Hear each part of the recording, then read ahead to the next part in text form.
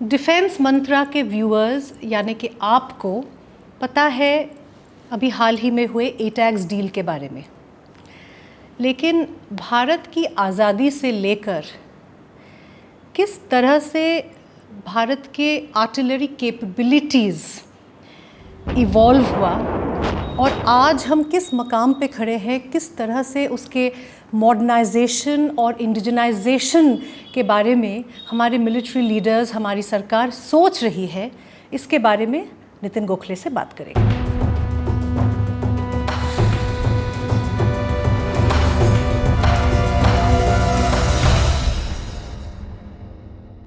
नितिन, ये जो आज का टॉपिक है मॉडर्नाइजेशन और इंडिजनाइजेशन ऑफ इंडियन आर्टिलरी, ये बहुत ही डरावना टॉपिक है मेरे लिए पर्सनली, बिकॉज मैं आर्टिलरी गन्स के बारे में मेरा नॉलेज बहुत ही कम है। तो अगर मैं कोई ऊट-पटांग सवाल पूछूं तो पहले से ही मैं आपको और श्रोताओं से माफ़ी मांग रही हूँ। नहीं, मुझसे माफ़ी मत मांगिए कि मैं भी उतना ही उसी हालत में हूँ कि मुझे कोई इतने डिटेल कुछ ज़्यादा पता नहीं है, पर जो मैंने देखे हैं अपने रिपोर्टिंग करियर में, जितने गन्स को या उसके बारे में समझा है उसको ही मैं शेयर कर सकता हूँ, या फिर जो आने वाले प्लान्स है, जो अभी के प्लान्स हैं उसके बारे में बात कर सकता हूँ। ज़्यादा टेक्निकल वैसे भी करने वाले लोग अलग होते हैं, जो स्पेशलिस्ट हमारे एडिटर हैं, जो स्पेशलिस्ट होते हैं, जो गनर थे, और बाकी भी आजकल जो एंथुजियास्ट हैं या एमेच्योर्स हैं वो सब करते हैं जी, तो उनको पता है। बट चलिए शुरू करते। तो हम बात कर रहे हैं मॉडर्नाइजेशन की, इंडिजनाइजेशन की, लेकिन थोड़ा सा पीछे चलते हैं, थोड़ा सा हिस्ट्री को जानना ज़रूरी है श्रोताओं के लिए भी शायद। तो भारत के स्वतंत्रता मिलने के बाद भारत और पाकिस्तान के बीच जो आर्टिलरी रेजिमेंट्स हैं वो डिवाइड हो गए। ऑब्वियसली भारत के पास ज़्यादा थे, लेकिन 1962 वॉर के बाद जो हमारी बेइज्जती हुई या जो भी आप उसको कहें, उसके बाद शायद इंडिया को लगा कि आर्टिलरी सिस्टम्स को स्ट्रेंथन करना या इम्प्रूव करने की ज़रूरत है। तो किस तरह से 1962 एक वेकअप कॉल था, सबसे पहला वेकअप कॉल है ना आर्टिलरी सिस्टम। तो किस तरह से इंडिया ने उस समय क्या किया, थोड़ा सा बताइए। तो वो पूरी सेना को ही वो एक वेकअप कॉल था जी। प्लानिंग नहीं थी, तैयारी नहीं थी, एक्लेमेटाइजेशन नहीं था। तो आर्टिलरी गन की हम जब आज बात कर रहे हैं तो उसके बारे में अगर बात किया जाए तो उस समय जो सोवियत आर्टिलरी गन्स थी वो भारत को मिली 62 के बाद, क्योंकि तब तक पुराने ब्रिटिश गन्स जो थी वो सेकेंड वर्ल्ड वॉर से लेकर 60s तक वही चल रही थी, क्योंकि भारतीय सेना की जो धरोहर है वो ब्रिटिश सेना से हुई थी उस समय, उस सेंचुरी में। ब्रिटिश इंडियन आर्मी से फिर भारतीय सेना हुई, तो ब्रिटिश गन्स जो थे वो थे, उसमें शामिल थे। तो उनका काम ज़्यादा हुआ नहीं, वो पुराने हो गई थी तब तक। तो फिर 62 के बाद सोवियत रशिया या सोवियत यूनियन के जितने देश थे, Bulgaria, Czechoslovakia, Soviet union, Ukraine, उनके जो सोवियत यूनियन का जो सिस्टम था वो इंडक्ट हुआ भारतीय सेना में। तो वो बिल्कुल अलग था ब्रिटिश या अमेरिकन गन्स से। तो उसको मास्टर करने के लिए, उसको उसके साथ अपनी प्रैक्टिस करने के लिए टाइम लगा। उनके सोवियत सिस्टम्स के जो फायरिंग सिस्टम थे या फायरिंग प्रोसीजर था वो अलग था, तो वो थोड़ी सी दिक्कत हुई उस समय पोस्ट 62। और 1965 में उसका खामियाजा भुगतना पड़ा भारतीय सेना को, जब पाकिस्तान के साथ जब जंग हुई तो उसमें पाकिस्तान के पास अमेरिकन और ब्रिटिश गन्स थे, चाइनीज़ भी थे। वो तो अमेरिकन ब्रिटिश तो उस समय एक ही था, क्योंकि वो पूरे एक ही अलायंस में थे, तो एक दूसरे को ये गन्स यूज़ करते थे। और उसके बाद उसके अलावा चाइनीज़ थे, तो वो गन्स उनके सुपीरियर थे उस समय। सोवियत यूनियन के गन्स ने इतना उनको फ़ायदा नहीं दिया, उतना काम नहीं दिया। तो ऐसी हालत हो गई थी 65 में। और 71 में भी वही हालत हुई, क्योंकि 71 में तब तक हम नई आर्टिलरी खरीद नहीं पाए थे, या आर्टिलरी हम ज़्यादा संख्या में ला नहीं पाए थे बाकी लोगों से। मतलब यूएस हमें दे नहीं रहा था, अमेरिका दे नहीं रहा था, ब्रिटिश गन्स उतने मात्रा में प्रोड्यूस नहीं होते थे या मैन्युफैक्चर नहीं होते थे। तो 71 तक भारत की हालत, भारतीय सेना के गनर्स की या आर्टिलरी की हालत इतनी अच्छी नहीं थी जितनी बाद में हुई। तो 71 के बाद भारत का पहला फील्ड गन, शायद इंडिजिनस अपना स्वदेशी फील्ड गन आया, 105 mm का फील्ड गन वो किसने बनाया, कैसे बना? वो तो ऑर्डिनेंस फैक्ट्री बोर्ड ने ही बनाया। और ऑफ कोर्स टेक्नोलॉजी बाहर से आई, उसका फिर यहाँ पे उसका एडॉप्शन किया गया। उस तरह से 105 mm गन यहाँ पे आर्टिलरी का मेन स्टे हो गया। राइट। और 122 mm वो जो पुरानी थी वो चल रही थी कुछ सालों तक। 122 mm रशियन ओरिजिन थी या सोवियत यूनियन ओरिजिन थी, वो चल रही थी। तो फिर 80s में भारतीय सेना ने ये तय किया कि हमें मॉडर्न गन्स चाहिए, अलग अलग तरह के गन्स चाहिए। तब से ये आर्टिलरी को ज़्यादा महत्व दिया गया, उसको ज़्यादा अटेंशन उसके तरफ मिला। तो भारत को पहला 155 mm मिला 86 में विद बोफोर्स। बिल्कुल, स्वीडन से आया था। हाँ। और बोफोर्स गन जो बहुत उसका नाम हुआ, बदनाम भी हुआ, नाम भी हुआ जी। तो बहुत अच्छी गन थी। और वो 2-3 उसके साथ कंपटीशन में अलग अलग गन्स थे, पर बोफोर्स को कॉन्ट्रैक्ट मिला क्योंकि वो गन की क्वालिटी बहुत अच्छी थी। उसके ट्रायल्स जब हुए कम से कम 6-7 साल, अभी फ़िलहाल हमने हमारे स्टैट न्यूज़ ग्लोबल जो सिस्टर चैनल है उस पर चित्रा सुब्रमण्यम जो इन्वेस्टिगेटिव रिपोर्टर थी उस समय, उन्होंने वो बोफोर्स के इर्द गिर्द जो एक स्कैम था, गन्स की क्वालिटी अलग थी, स्कैम अलग था। तो स्कैम के बारे में हमने काफ़ी चर्चा की और वो किताब ज़रूर लोगों को पढ़ना चाहिए कि बोफोर्स गन कैसे आई, किस तरह से उसका प्लानिंग हुआ, कितने साल लगे उसको ट्रायल करने में, और फिर फाइनली 86 में वो कॉन्ट्रैक्ट साइन हुआ 1986 में। तो उसका गन्स इंडक्ट होते होते 12-13 साल 10 साल में काफ़ी उसका एक्सपेंशन हुआ आर्टिलरी का। और उसका इफ़ेक्टिवनेस हमें देखने को मिला 1999 में कारगिल में, भारत पाकिस्तान जो जंग हुई जिसका मैंने भी रिपोर्टिंग किया, जिस वहाँ से कारगिल से, द्रास से, बटालिक से, उसमें उसको एक्चुअल उसका इफ़ेक्ट हमें देखने को मिला 1999 में। ओके। तो हमारे पास 105, 155, ये 130 mm का भी एक छोटा सा एक सेक्शन था। राइट। 130 mm गन का। तो हमारी आर्टिलरी का ये इतना एक वैरायटी थी उसकी, वैरायटी। और या उसका इतना इन्वेंट्री भारतीय सेना में थी। तो अब चल रहा था वैसे वो सब करके। तो कारगिल के बाद फिर से, जैसे 62 के बाद हुआ, कारगिल के बाद फिर से एक रैशनलाइजेशन प्लान की बात हुई, उसके बारे में। तो ये इसलिए हुआ कि उसका जब बोफोर्स का इफेक्टिवनेस देखा गया कारगिल में जी। और इसके कई किस्से हैं वो बोफोर्स गन किस तरह से काम आई, किस तरह से बम्बार्डमेंट हुआ, पाकिस्तानीज कैसे भागे बोफोर्स गन के बम्बार्डमेंट के बाद। हमारी एक सीरीज़ जो है कारगिल 25 ईयर्स ऑफ कारगिल की, उसमें कई लोगों ने, general Y K. Joshi, brigadier Kushal Thakur, general Mohinder Puri, इन सब लोगों ने इसके बारे में बात की है, मेजर जनरल आलोक देव, इन लोगों ने बात की है। तो उसमें उसका जब वो इफ़ेक्टिवनेस देखा गया तब जाके मिलिट्री प्लानर्स ने ये तय किया कि इसके आगे मेन स्टे जो होगा आर्टिलरी का, इंडियन आर्टिलरी सेगमेंट का, वो होगा मीडियम गन्स। तो जैसे उसमें टोड आर्टिलरी है, जिसमें व्हील्ड आर्टिलरी है, सेल्फ प्रोपेल्ड कहते हैं जिसको, वो है। और टोड आर्टिलरी में होता है कि ट्रक के पीछे आप वो गन को लगाते हैं और ट्रक उसको खींच के ले जाती है, इसलिए टो करना इसलिए बोलते हैं। एक होता है सेल्फ प्रोपेल्ड, मतलब आपके टायर्स होते हैं गन के नीचे और वो टायर आप ड्राइव करके उस गन को ले जा सकते हैं। दूसरा होता है व्हील्ड, ऐसे, तो उसका wheeled self propelled but wheeled artillery वो होता है। और चौथा होता है अल्ट्रा लाइट हॉविट्जर्स, जो हेलीकॉप्टर के नीचे आप उसको टांग के, जिसको कहते हैं अंडर स्लंग ऑपरेशंस कहते हैं उसको, लाइट होते हैं वो, उसको टांग के आप उसको एक जगह से दूसरी जगह ले जा सकते हो और फिर वहाँ पे उसको उतार दिया, ऐसे करके आप ट्रांसपोर्ट जल्दी से कर सकते हो उसको। तो इनके प्रोक्योरमेंट्स के तो नॉर्मली 3 तरीके हैं, एक तो इंपोर्ट, डायरेक्ट इंपोर्ट, एक है मैन्युफैक्चरिंग अंडर लाइसेंस और दूसरा है स्वदेशी। बिल्कुल।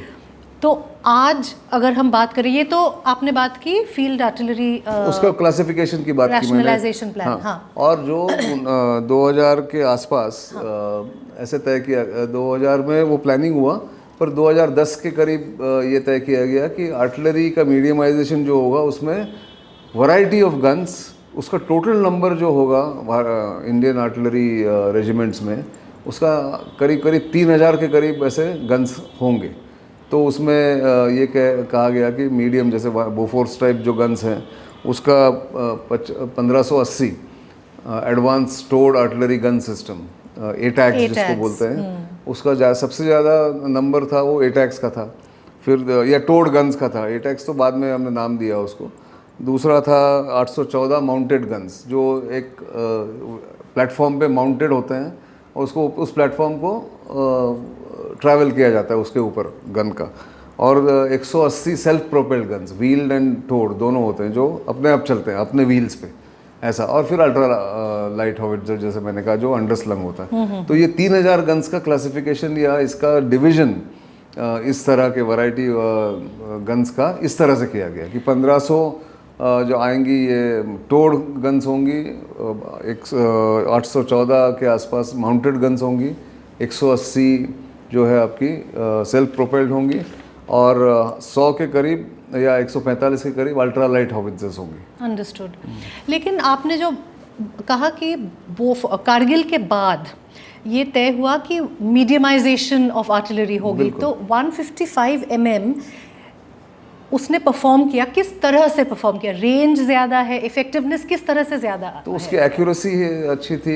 बोफोर्स की जो गन थी, जो उसका रेंज था उस समय 28 किलोमीटर कहा जाता था, पर कारगिल में रेरिफाइड एयर होने के कारण वहाँ पे रेजिस्टेंस कम होता था, इसलिए वहाँ पे उसकी जो ट्रैवलिंग डिस्टेंस था वो 35 के करीब चला गया।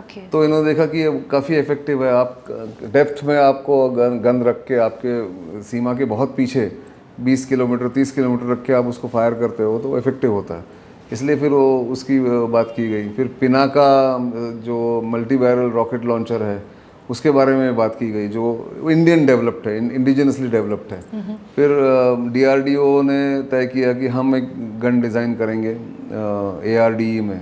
इनका जो एडवांस रिसर्च डेवलपमेंट एस्टैब्लिशमेंट जो है, आर्मामेंट रिसर्च डेवलपमेंट एस्टैब्लिशमेंट जो पुणे में है, इन्होंने उसको डिज़ाइन किया।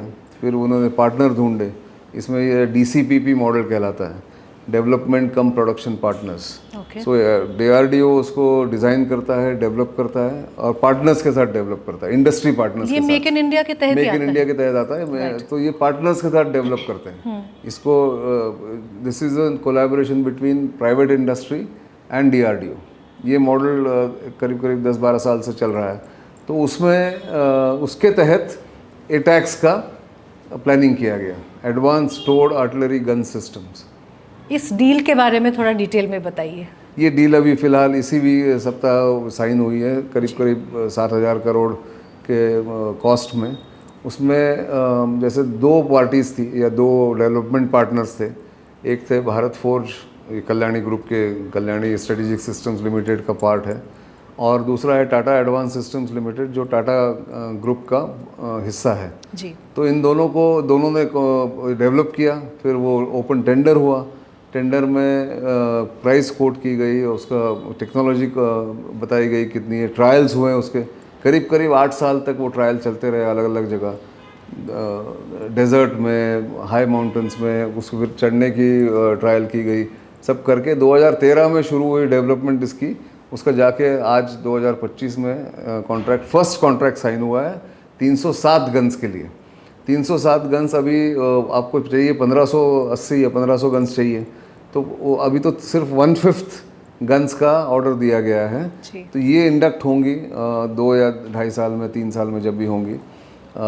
तो ये कॉन्ट्रैक्ट उसका 60%, 307 का 60% भारत फोर्ज करेगा और 40% टाटा एडवांस सिस्टम्स करेगा। इसका टोटल कॉस्ट अभी उन्होंने करीब करीब 7,000 करोड़ का कहा है। एग्जैक्ट फिगर्स 6,000 कुछ करोड़ है, 900 करोड़ समथिंग है।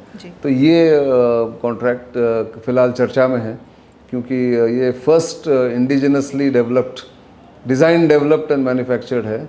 उसके तहत, उस कैटेगरी के तहत ये इसका प्रोक्योरमेंट किया गया है।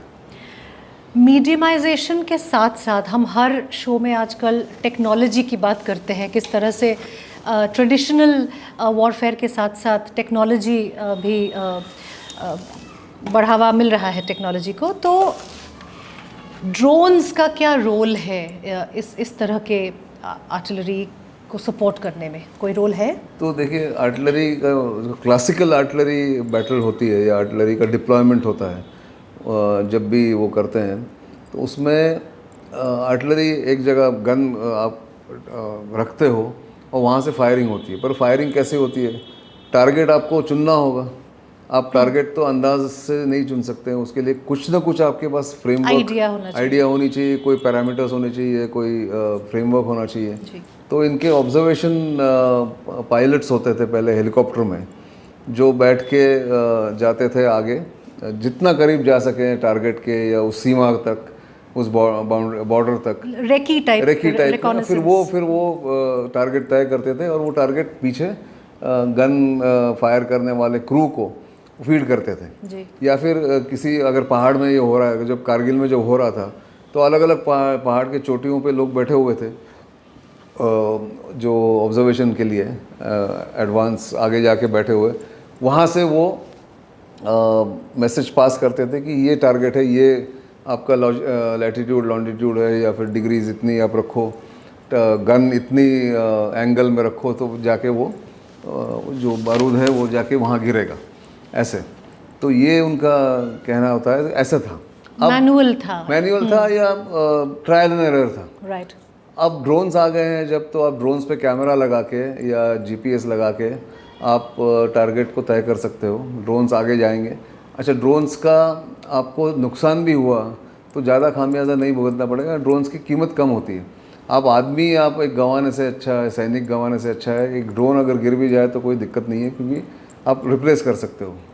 तो ऐसे तो अब वो कॉम्बिनेशन, जो टीम कोलैबोरेशन आप कह सकते हो, कॉम्बिनेशन वो करने की कोशिश है कि टारगेट, वो ड्रोन एक्वायर करेगा टारगेट और पीछे उसको फीड करेंगे through the computer, through technology, through GPS या थ्रू कनेक्शन, जो भी है। तो फिर वो गन अपने आप, because it is electronically controlled, उसका जो डैशबोर्ड है, या पहले जो होता था 8-8 लोग उसको लोड करने में उसको टाइम लगता था।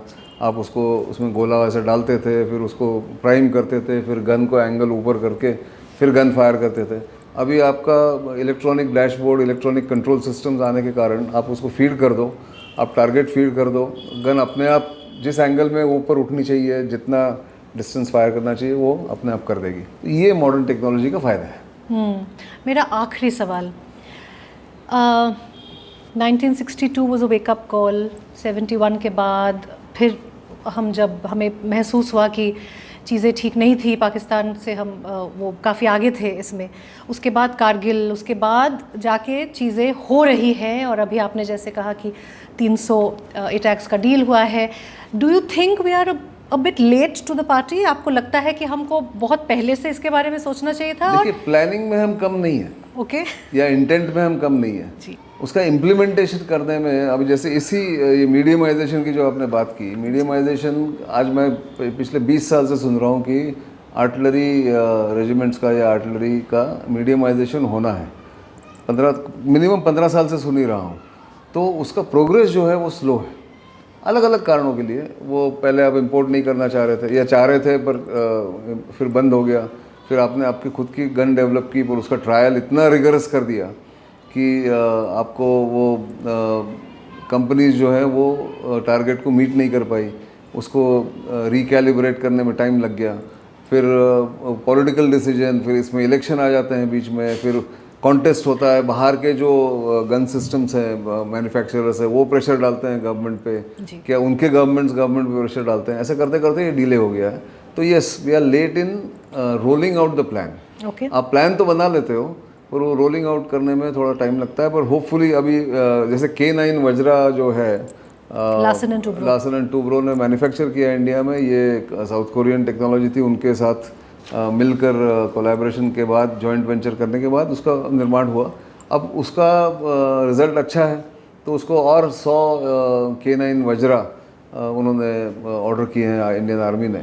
आगे जाके अब चीन के साथ अपना टेंशन बढ़ते जा रहा है या बढ़ रहा है, तो उसके लिए और लगेगी आर्टिलरी, या आर्टिलरी का इंडक्शन जो है या प्रोक्योरमेंट ज़्यादा फास्ट हो जाएगा, वो तेज़ होगा, तो फिर जो मेकअप करना है टाइम वो हो जाएगा।